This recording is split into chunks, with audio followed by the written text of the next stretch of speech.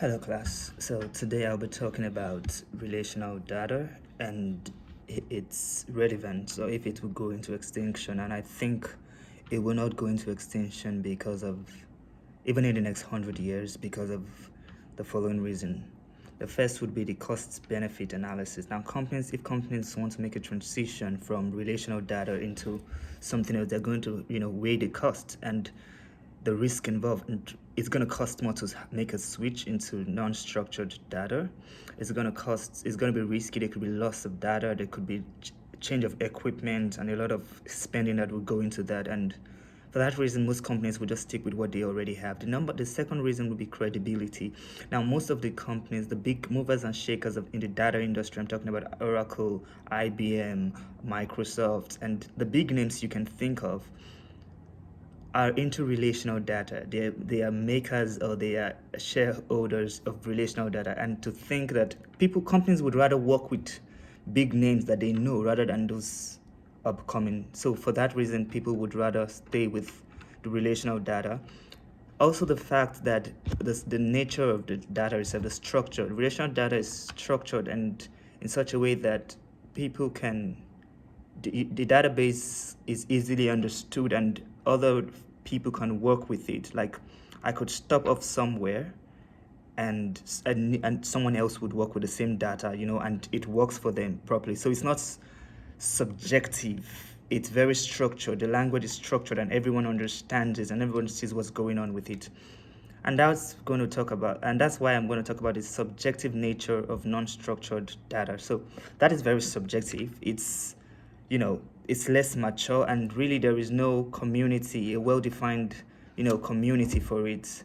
So it's relatively new, and it may even be a fad in such a way that people would just, in the future, it may not be as popular as we would think, because the data that is being processed in this, or is this being covered in this umbrella, are not very structured, more like pictures, tweets.